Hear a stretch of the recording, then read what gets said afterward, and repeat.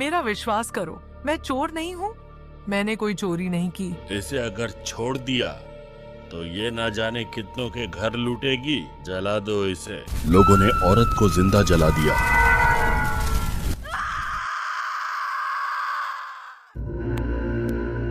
घने जंगलों के बीच एक वीराना सा गांव, जहां रोशनी की कोई उम्मीद नहीं थी। गांव से बच्चे अचानक लापता हो रहे थे। गांव वाले इस बात को लेकर चिंतित थे। गांव के बुजुर्ग आपस में बातें करते, बच्चे आखिर जाते कहां हैं। एक बच्चे का हाथ पकड़ एक औरत जंगल के रास्ते पर चल रही थी। उसने एक विशाल पेड़ की ओर देखा और हंसने लगी। बच्चा कुछ कहता, तभी वो औरत ने बच्चे के सर पर हाथ रख मंत्र बोलने लगी।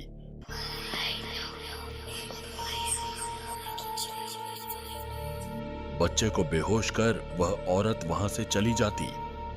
औरत के जाने के बाद वहां एक काली परछाई का आगमन होता और फिर बच्चों के गायब होने के सिलसिले काफी बढ़ चुके थे। कई महीनों बाद वो समय आ चुका था जिसका उस औरत को इंतजार था। वो थी माया नाम की औरत, जिसके साए में छुपा था अंधकार। उसकी चाल इतनी मासूमियत भरी थी, पर उसके इरादे बेहद भयानक थे।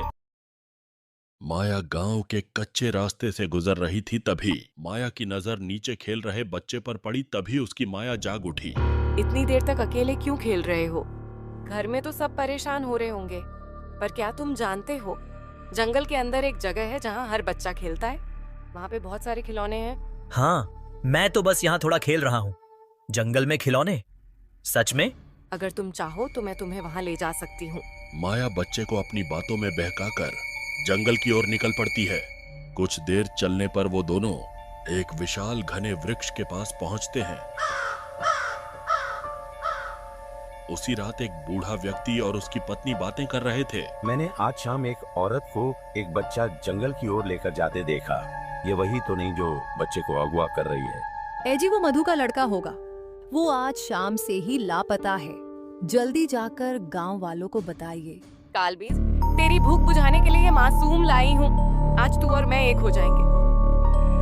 हमें वापस घर की ओर जाना चाहिए, ज्यादा समय हो गया है। चुप हो जाओ, अब तुम्हारा वक्त खत्म हो चुका है। वही दूसरी ओर बुजुर्ग हिम्मत कर वह घटना के बारे में बताता है। मैंने एक औरत को एक बच्चे के साथ जंगल की ओर ले जाते देखा।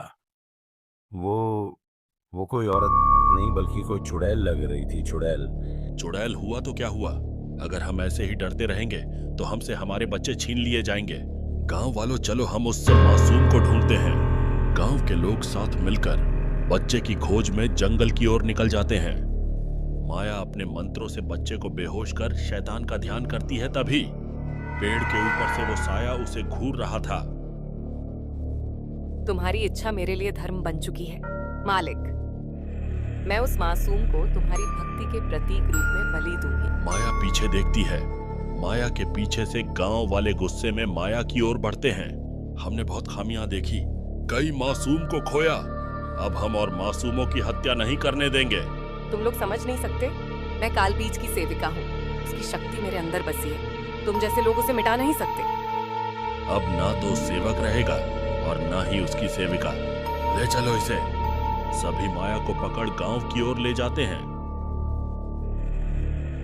छोड़ दो मुझे, जाने दो, वरना इसे अगर छोड़ दिया तो ये ना जाने कितनों के घर लूटेगी। जला दो इसे।